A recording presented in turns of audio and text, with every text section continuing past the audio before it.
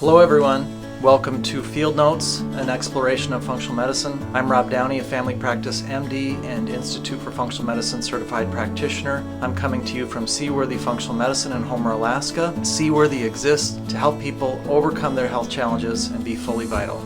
Today we are fortunate enough to be joined by Ocean Robbins. Hello, Ocean. Hello, David. Great to be with you. Well, I'm so glad you're here. So I want to summarize your biography for our audience this morning. And you're in California, so I guess it's morning for you too, Yes, huh? it is. It is as we record this. Of course, listeners are hearing us at all different times of day and Yeah, night. right. And you've gotten accustomed to an international audience and recording the food revolution. So that observation totally makes sense to me. The the challenging part with your bio is sort of the breadth and magnitude. And so I think the best way to summarize it is that you're the CEO of the Food Revolution Network. You're an author, you're a speaker. Your whole life, because of the moral courage of your father and your inspiration, John Robbins, has been centered around the importance of food and being connected to this precious planet that provides it for us. And not only have you and your father been educators about the science of food, the wonder of food, the wisdom of food, but also that sort of this idea food wise, that none are free until all are free, that everybody needs to have access to healthy food. And Yes. along the way, then you've written and lectured, you've presented with the Dalai Lama, you've inspired young people, you've been involved in the United Nations. So it sounds like it's just been a grand, broad, and incredible journey.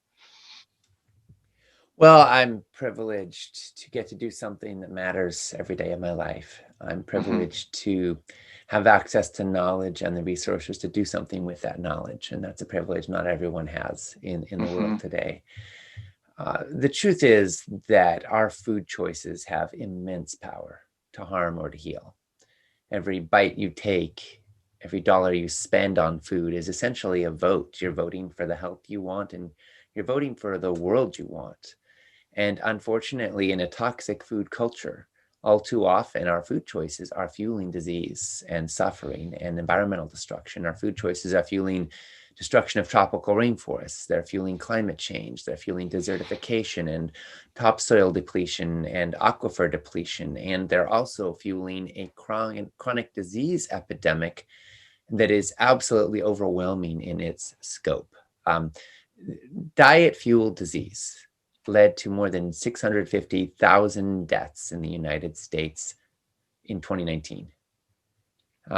And that's not just 1 year, that's every year. That means more Americans die every year from chronic diet-fueled disease than died in World War I, World War II, Vietnam War, Korean War, both Iraq wars, Afghanistan war combined. But the enemy isn't another country or guns or bombs. It's our own knives and forks and what we're doing with them. The chronic disease epidemic is also a primary driver of the COVID pandemic. If you look at the data, you see that the United States has 4% of the world's population, but 21% of the world's COVID-19 deaths. Statistically, around the world, all of the countries that have had the worst COVID-19 outcomes in terms of death rate have also the highest obesity rates. So, and we see this, the CDC told us that 94% of COVID-19 deaths in one study were linked to comorbidities, one or more chronic disease. We're talking diabetes, we're talking heart disease, we're talking obesity, Alzheimer's and cancer. And all of these are also linked profoundly to the food on our plates. So we're looking at trillions of dollars in medical care spending that are not necessary. We're looking at countless lives lost unnecessarily. And the good news is all of this can be turned around. So we can help take a bite out of climate change. We can help save our rainforests and our water and our topsoil and our lives with the right food choices. So that's kind of a passion of mine, you could say. And I founded Food Revolution Network with my dad and colleague, John Robbins, to help advance this mission. And, we have about 650,000 members right now. Our blog reaches, many millions of people every month. And, our mission is a lot bigger because we want to change the way the world grows food, processes food, prepares food, and consumes food so that it becomes an expression of health. Well, I think that one of the critical things to propagating your message is for our audience to know that the straightforward part is joining the network, reading your books, etc. They can clip in and go drill down. My greater concern today is to have our audience hear from you directly about two related issues. One is hope. So as people struggle with the magnitude of this, I think a lot of people become discouraged. Yes. And then the other thing I'd love it if you would comment on is rate of change. Because to me, in functional medicine, if people do functional medicine, they get better. And once you see that enough as a functional medicine doctor, you start asking yourselves, how can more people do this and get better more quickly? And it's got to be the same thing now with being on the clock with climate change, for example. We not only need to be successful at the type of things that you and your father espouse, but we need to do it at a certain rate. Can you kind of segue into some of those things for us? Well, we're certainly up against some urgency right now in the world. There's no question about it. Humans have a pretty resilient history of responding to crises with creativity. We wouldn't be here if that wasn't the case. Our ancestors have lived through pandemics and disasters and famines and floods that make every single one of us an absolute miracle. I mean, each of us comes from an unbroken chain of humans who lived long enough at least to reproduce when the odds were against them, when most people did not, right? So we have generation after generation after generation of defying the odds and surviving in our gene pool. And so I believe that we have creativity and resourcefulness that enable us to respond to the challenges of the future as well.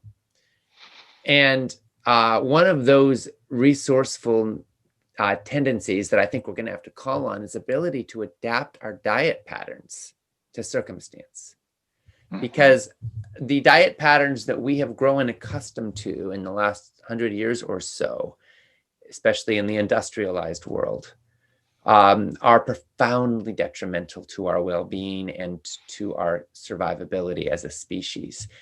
Now, they're good at helping us gain weight, which was actually one of the goals of food back in the day. But nowadays, we need something different from our food than to help us pack on the pounds, right?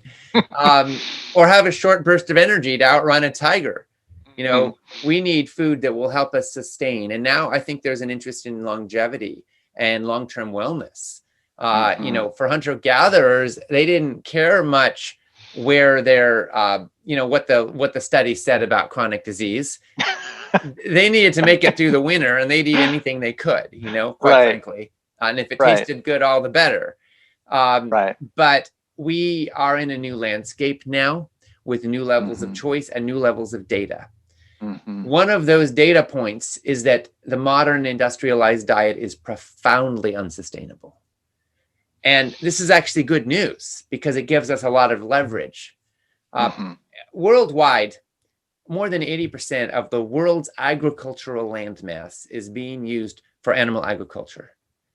If just theoretically, the entire world went vegan tomorrow, not saying that's going to happen, but just play with me for a second here. If that did happen, we would free up an area of land equivalent to the entirety of the United States, the European Union, India, Australia combined. That's how much land would instantly be freed up, which could then be used for regenerative purposes, to plant forests, or for maximal soil restoration. We could plant crops that are designed to get carbon into the soil and out of the atmosphere. We could massively turn climate change around with that kind of a change. We could save rainforests from being chopped down, save species from extinction, save whole ecosystems from destruction. Our appetite for meat is forcing us to desecrate the natural world. And it's pretty simple if you think about it. When you move up the food chain, you get less efficiency. I mean, it takes 12 pounds of grain or soy to produce 1 pound of feedlot beef. It takes vastly more land to produce food for animals than food for humans, because most of the food they eat goes into hoof and hide and bones and poop and energy they use to move around. And it doesn't go into actual flesh. So there's a tremendous amount of, we could call it latency or waste in that system. We're wasting most of those calories. You could take 12 pounds of grain and make 12 pounds of bread, or you can make 1 pound of feedlot beef, which is going to feed more people, at the end of the day. And land use wise, it's similar. If we raise animals on pasture, like we should be, if we have a heart and want them to live in a good way, then we need even more land. Because quite candidly, factory farms are a more efficient way of producing maximal calories per acre than pasture is. Grass is not a nutrient-dense food, and it takes a lot of land to grow enough grass to feed a cow. And so what we face is this conundrum that if we're going to survive as a species with almost 8 billion of us now, and we're going to stop destroying our planet that we depend on for our survival, we are going to have to eat a lot less animal products. There's just no way around it. If we do that, the good news is it's good for us and it's good for our planet. It's a do the math, hard realities, clear-eyed type of analysis. And I've heard you and your dad and your guests, every year. I shared with you before we started recording today, I've listened to you driving over passes in the Bitterroot Mountains in snowstorms and in summer, and driving around Alaska. And my wife, like many of us who are fortunate enough to be blessed with a good marriage, my wife's like, hey, you got to check this out. Ocean and John are taking this very honest, bracing look at what's happening. So a related issue is, let's put one twist in then for people who the lights have come on and they need to get their hands on these plants, all these beneficial plants. And again, if people need to learn that they can get all of their amino acids from plants or bust those myths, they can go to your books. I think a more important thing to do today is, how do we help the people who the lights have come on, or the communities that want to help them who have the least? Because this has actually been a bit of a criticism of functional medicine. People will ask me, you're a functional medicine doctor, but not everybody can afford the doctor. Not everybody can afford supplements. And again, even the supplements are off in the weeds if the lifestyle isn't there. So how do we help the people with the least? That's a measure of our integrity, isn't it? If we look at that. Yeah, I mean, it's so important. Because one of the unfortunate realities of the sort of healthy food movement is that it's gotten a reputation for being just an elitist luxury. Whole Foods takes your whole paycheck. And, that's never going to go very far because most folks don't have a lot of extra cash sitting around. Half the people in the United States are living paycheck to paycheck, wondering how they're going to pay rent, that literally don't have enough money saved up for one medical crisis. And in that context, talking about, which type of Himalayan goji berry is the healthiest feels almost cruel. Non-attuned. But, a little bit of my family story here. My grandpa founded Baskin Robbins, 31 flavors. My dad, John, grew up with an ice cream cone-shaped swimming pool in the backyard. He grew up in a wealthy family with a lot of financial abundance.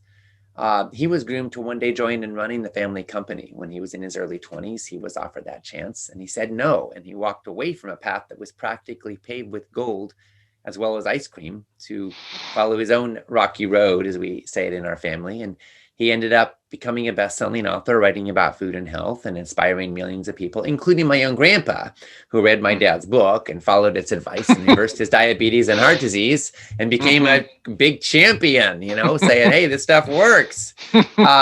So we've really seen in our family that food matters and that it has an impact. But we've also seen that happiness isn't just about money, because my dad grew up rich and miserable. And then he moved away from the company and followed his own path. And at one point, when I was born, my mom and dad were living in a one-room log cabin in the middle of the woods in British Columbia, Canada, on less than $500 a year. They grew most of their own food. They didn't have a car. They lived super simply. My dad said that in his family, roughing it was when room service was late growing up. But now they were really roughing it. Like for reals. And if the garden didn't work, they didn't eat. I mean, it was like that. And so I grew up in that family, and we lived very simply, but we lived richly. And I learned that you can eat really well on very little money. And, you can eat, you base your diet around legumes and whole grains. Whether it's quinoa or brown rice or, barley or buckwheat, and then vegetables that are abundant in your area. And we grew up on, like, cabbage was the big vegetable, and kale and collards and onions and carrots. And, those kinds of things are not crazy expensive.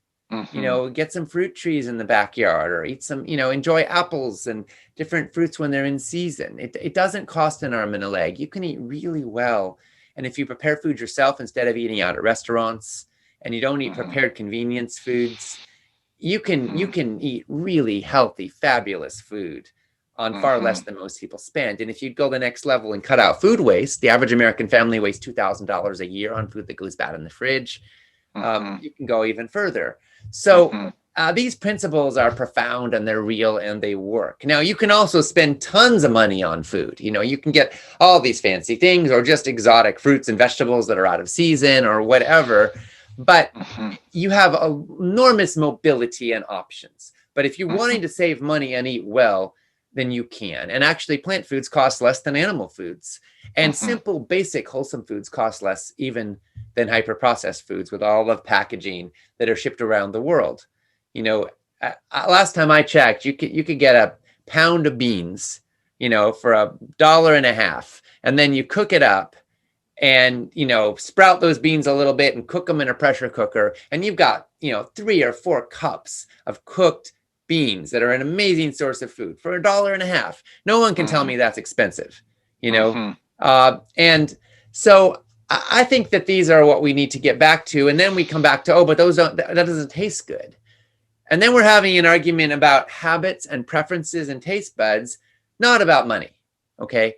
And then we can talk about that, and how do we rewire our taste buds to like healthy food. There are studies done that are showing that people who eat kale the first time don't know how to secrete the saliva to make it taste good. And it tastes bitter. And literally after 12 times of eating kale, their saliva has changed in response to the kale, and it tastes sweeter. This is actually scientific fact, not just subjective opinion, not just some kale lover, talking here. And I find that fascinating. And what it speaks to me about is that your preferences can change when you habituate in a new way.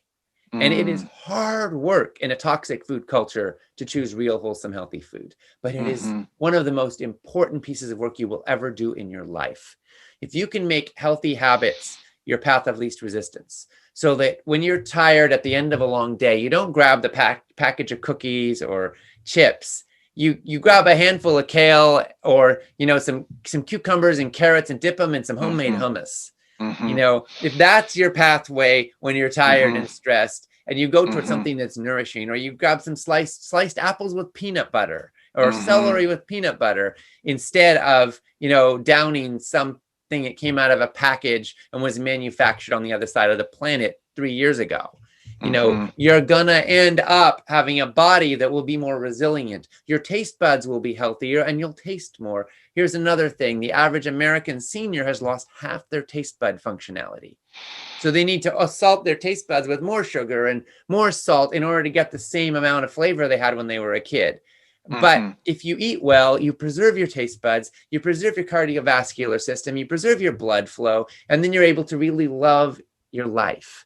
And that's worth it, you know? Then you're not living to eat, you're eating to live.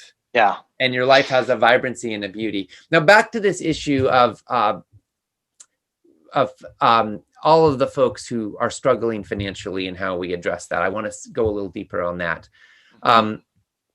We have a perverse system of subsidies in America and in most of the industrialized world, but I'm speaking about the US specifically right now, although this is true all over the planet, where we subsidize at taxpayer expense tens of billions of dollars a year worth of subsidies for what we call commodities crops, which are primarily going to be corn and soy and wheat and other major so-called staples.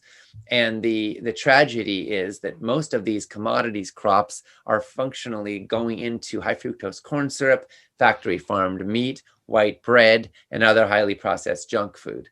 I was meeting with senior execs at Coca-Cola a couple years back, and we were discussing the fact that in Europe, they're non-GMO, but not in the United States. Why? Because in the US, they use high fructose corn syrup because it's the cheapest sweetener. Why don't they use it in Europe? Because it's so expensive. Why is it so much cheaper here? Because they're on the taxpayer dole.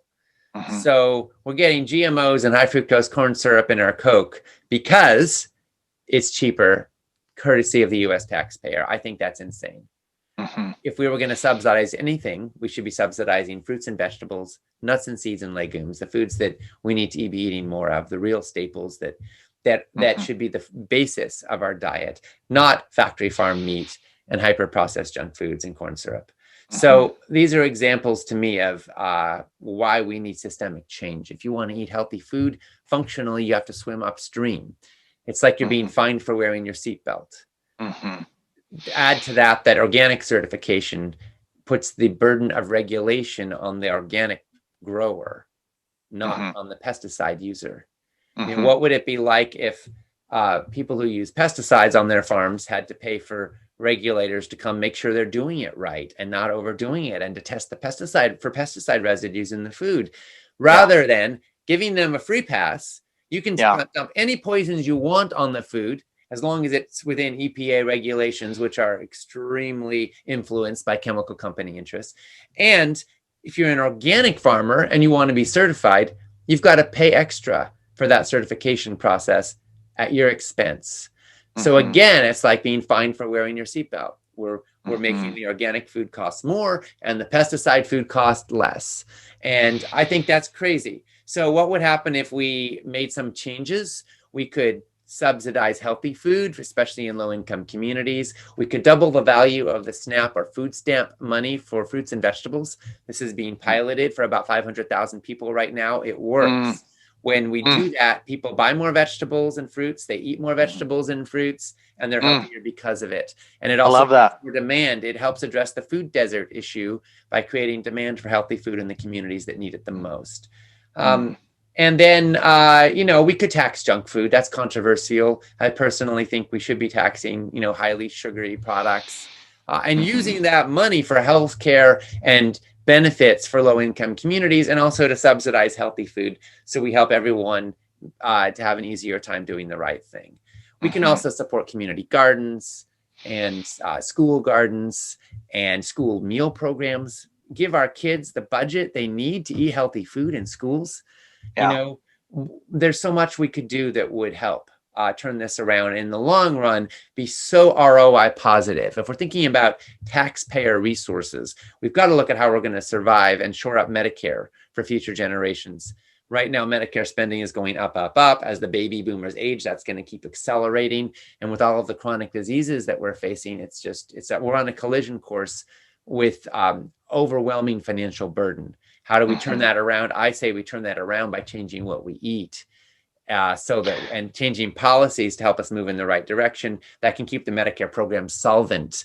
There's a lot at stake here. But the good news is that it's a win-win-win for just about everybody. Government can save money. Insurance premiums can go down. We can save trillions of dollars over the course of some years in medical expenses. We can save hundreds of thousands of lives every year. We can be happier and healthier, and we can help save the planet. Well, that's a linger longer moment.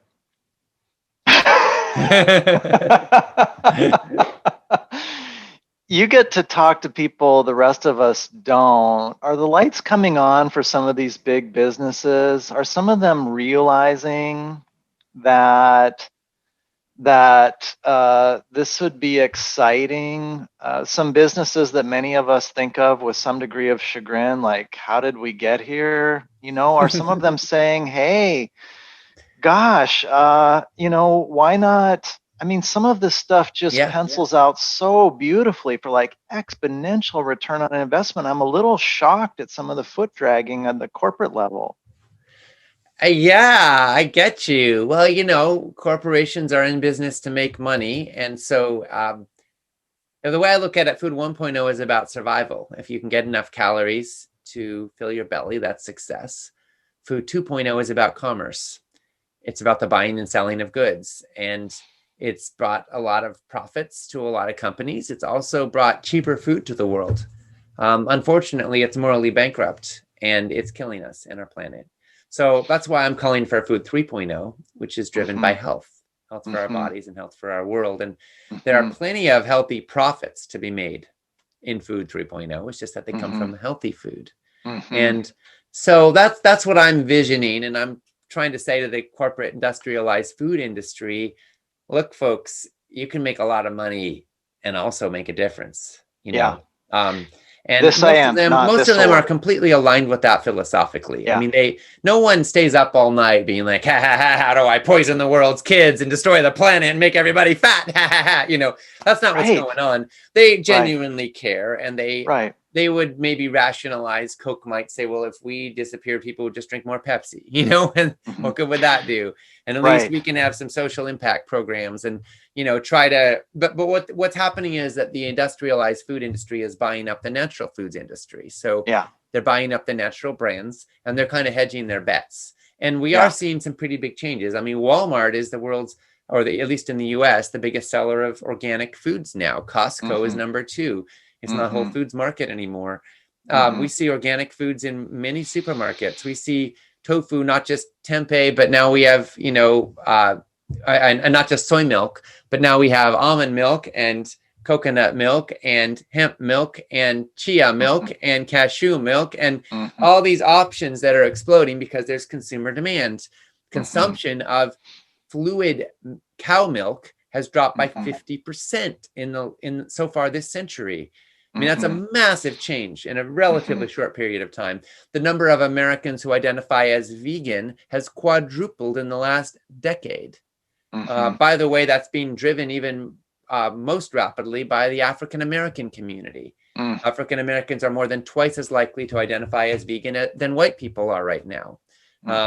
So we're seeing changes. And the food industry is, for the most part, when you look at where the money's flowing, focusing on high-tech solutions to low-tech problems. So the low-tech problems is we're eating too much processed junk and not enough real, wholesome, healthy food we're eating food from plants, in other words, factories, instead of from plants, in other words, the planet and the soil, right? But the food industry is responding with more fancy-dancy options that meet certain nutritional requirements. And I think that's a step, in the right direction. When Tyson Foods invested in Beyond Meat in a huge way, that was the start of something huge, because what was happening was that a meat producer was hedging its bets and saying, we think there's money to be made in the plant-based meat alternatives. And now they are no longer fighting the industry. See, before that, Tyson would have seen Beyond Meat as a competitor, but now they became a partner. And now suddenly Beyond Meat is striking a deal with McDonald's. We're going to see in the next decade all the fast food restaurants having meat-free options or plant meat options. At some point, they may take over. If the consumer likes them as much, if they're cheaper to make, and if they're easier on the planet, that could happen. And I think that, am I excited about, having a vegan Big Mac? No, I'm not. It's still junk food and I'm still not going to eat it. But for a lot of people, and certainly for the planet, it's a big step in the right direction, and it opens doors. And if people can have that, then maybe someday they'll realize they could take another step, because it does break the addiction to the factory farmed animal product cycle. And that's a big deal. Yeah. I want to underscore and emphasize something you're sharing that I see in my practice. So I've been a functional medicine MD for 15 years. And I think there's a trap that as the lights come on for people, sometimes then there's this sort of shame or anger around, like, how did we get here, whether it's as a person or an industry. And to me, one of the roots of compassion is to kind of backtrack, and maybe I'm trying to encapsulate too much here, so I'll have you correct me if I'm wrong, but I find it very helpful to be compassionate with ourselves. It's sort of primal imperatives and some genetics around fat and sugar drove us to this point. And the Industrial Revolution had a legitimate origin in the relief of suffering and humans being clever, right? Clever problem solvers. So we're trying to disentangle ourselves from some really horrible problems that have understandable and legitimate origins. Yeah, absolutely. It's true. I mean, sweets, back through history, if a fruit was ripe, it was sweeter, and it was also healthier. And the sweeter vegetables were often more nutritious and more healthy. And so, and sweets gave us a quick burst of energy, which, if you're in survival mode, if you're on the edge of starvation, sweeter food will get you calories into your bloodstream faster, which will help you survive. So it's understandable that we like sweets. And fats are more calorically dense. There's 9 calories per gram of fat. There's only 4 calories per gram of protein or carbohydrates. So again, fats, we were wired to find fats appealing because you get more bang for your buck, from the fat. And salt was something that actually many humans have struggled to get enough of, because unless you live near the ocean and could make your own, or lived near a place where you could mine it, like you had to trade in order to have it. So salt was you need enough salt. It's critical. And a lot of people have struggled for that. So again, that taste for salt, it's like salt of the earth, it connects you to something really critical to your survival and your basic nature. Not to mention the fact that we all came out of the oceans, which are kind of salty. So, I would know a thing or two about that, I suppose, with my name. So I think that we have to understand that there are really good reasons why we love sugar and salt and fat, and have a proclivity towards them. Unfortunately, when they're the wrong sugars and the wrong fats and too much salts, they can do harm. And that's what we see happening for so many people today. If you find yourself on the wrong end of an empty bag of cookies or chips a little too often, if you find yourself struggling with how to consistently do the right thing, then I want you to have a lot of compassion for yourself and keep going. Don't make the perfect the enemy of the good. Keep getting back on the horse that threw you, so to speak. Keep going and growing and learning. And, look at it as a journey that requires fierce commitment. We talk about people who are struggling with excess weight as if they're lazy or slovenly or lacking willpower. It's a lie. A lot of people, however, are addicted chemically to junk food. And in a toxic food culture where, 40% of our population is obese, almost 70% is overweight, we have normalized ways of eating and ways of living that are predictably going to lead us to these outcomes. So it's not your fault if you're, quote, normal in this way, but it is your opportunity to buck the trend and create a much healthier and happier outcome for your life. It does take commitment, it takes skill, and it takes sometimes some mentorship. I wrote Mm-hmm. 31 Day Food Revolution to really walk people through implementing all of this so they can Mm-hmm. apply what they're learning. So you don't just have to know what to do, you can do what you know. And Mm-hmm. so the book's super practical, and every single chapter ends with action steps you can take to apply what you've just learned. And we walk through the journey to detoxify and get rid of the bad stuff, to nourish and say yes to the good stuff, to gather a healthy food community to support you and lift you up, and also so you can be an agent of change in the world around you, and then to transform, which is to change our food systems for the better, so we can really create a healthy, thriving, vibrant food economy that supports life, so we can all make a living instead of some people making a killing. And that's ultimately what 31 Day Food Revolution is all about, is helping you on the journey. And that's kind of what my life is about, because what I've seen is that everybody knows we need to eat less sugar and processed junk. Everybody knows we need to eat more vegetables. Everybody knows we need to not snack too much, and we need to eat good foods, not bad foods, but we're not doing it. And I think that that's because it's a little harder to do than just being told what to do. And so I'm interested in application, and also some of the fine tuning of learning to tell what's right for your body. How do you know when you're hungry versus craving? Is it you, or is it the bacteria in your gut that are demanding a certain food? How do you nurture the good guys? Did you know that mood is governed by neurotransmitters that are made in the gut? Of course, you know this, but not everybody does. And so how you feel is influenced by your digestive health. Well, how you feel also influences what you're drawn towards. Right. Somebody who's feeling like crap is more likely to eat crap. Right. You know, my own son sometimes struggles with mental health challenges when he's having a really down day. You know what he says? He's like, I want a donut. I want chips. You know, we don't eat donuts or chips, but he's tasted them a time or two, and they're in his mind. At those moments, that's what he wants, and he thinks it'll make him feel better, you know? And maybe it would for a few seconds, but we also know where that path leads. Yeah. We got to get to a world where we're down and we're like, I want kale. I need to take good care of myself. How do I nourish my body? How do I love myself extra well right now? Yeah.